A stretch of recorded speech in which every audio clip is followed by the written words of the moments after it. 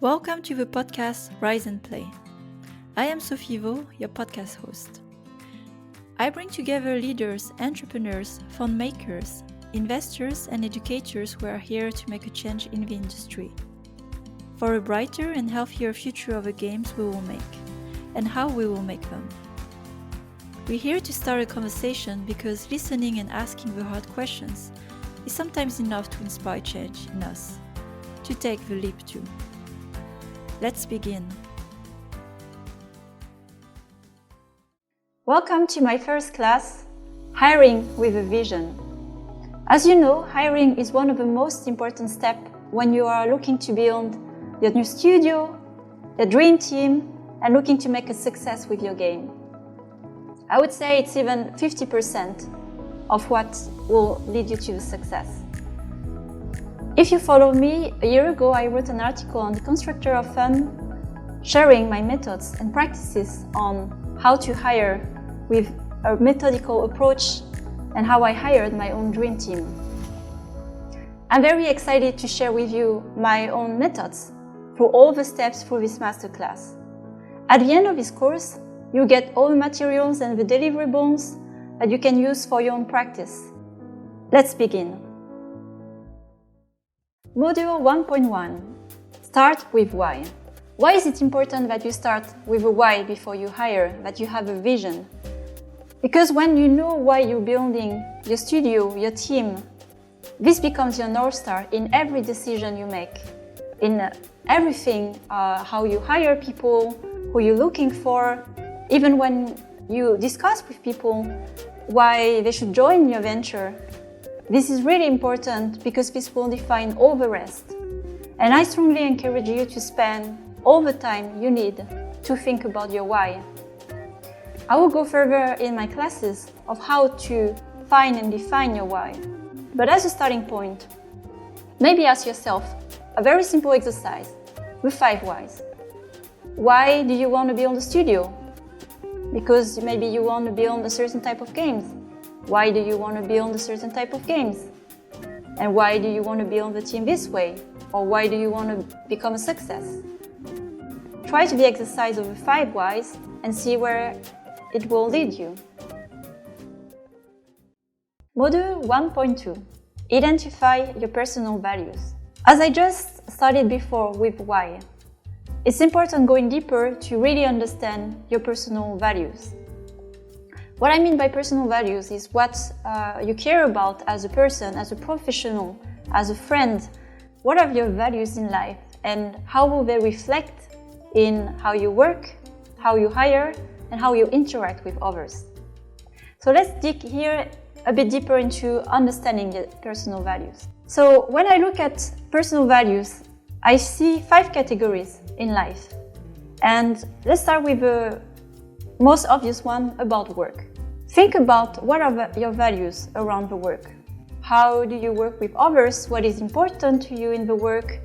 What do you care about? What are the deal breakers? And list them all down when it's related to the work. Once you have that list about the work, you can look next into the second category of life that I call social.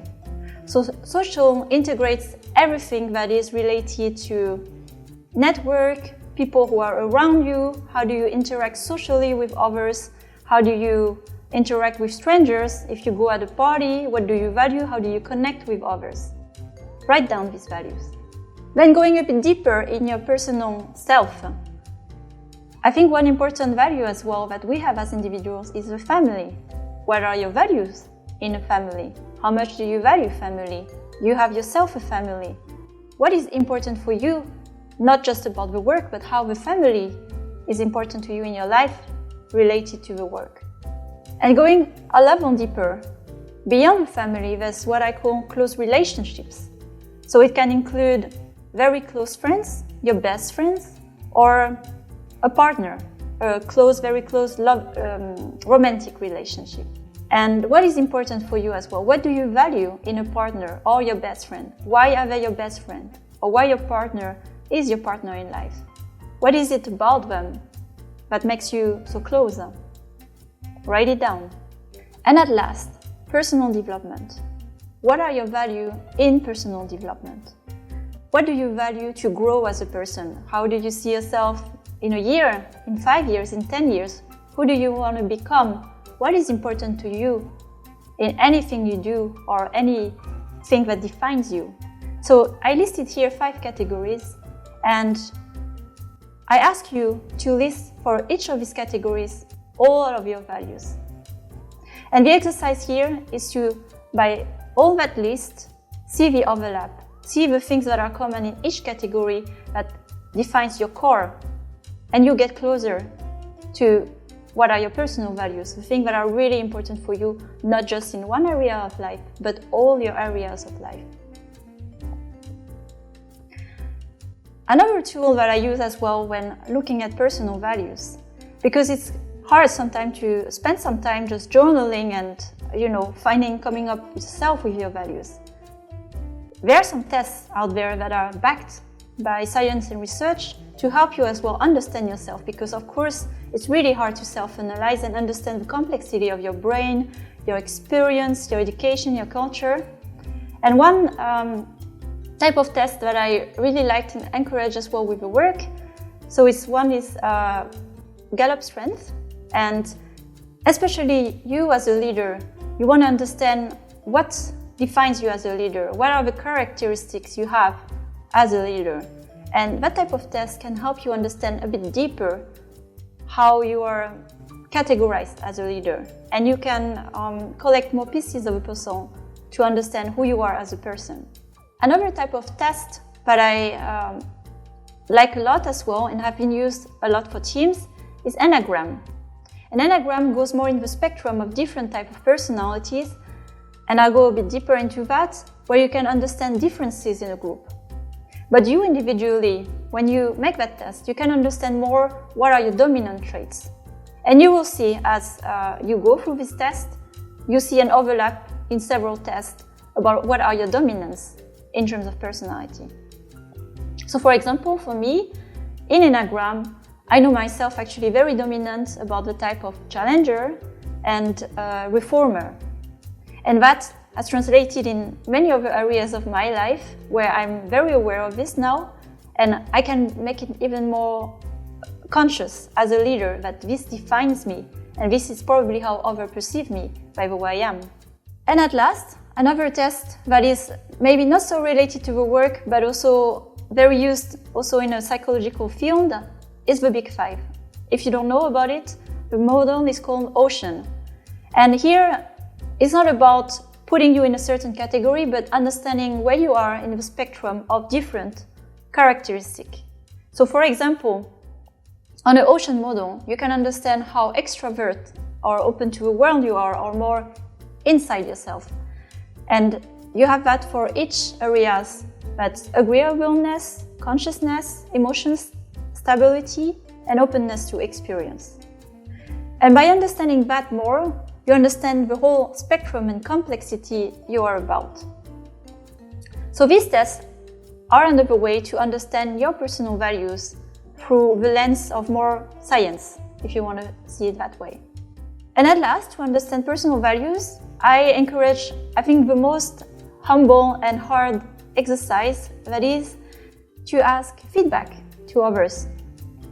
So something I did, I think a year ago, was to send a questionnaire to all my friends and my very close colleagues, even my partner, how they perceived me. It was first not easy to just come out, and with a questionnaire that you see here, that was how I sent it, and with a question, how they perceive me. And I framed it for my friends. Look, I would like to understand just how you perceive me. It's not a right or wrong. I want to understand more about myself. Do I appear to you, to the world, to the closest people in my life, like I'm meant to be, like I see myself, like I understand myself? So this is the last part of the exercise that will push you to show yourself to the world and be confronted to your own perception, to the perception of others. And this is the key here, because your personal values are the most important. But in the end, they become relevant if people can see it and understand them. And do you show yourself really as you truly are? Thanks for listening to this new episode of Rise and Play podcast. If you enjoyed the content and want to support what we're doing, rate and review the podcast, spread the word about it. If you'd like to contribute to the change too, reach out to me on LinkedIn for a collaboration. You'll find all the rest of the content on riseandplay.io, including my free masterclass on conscious leadership. Until the next time.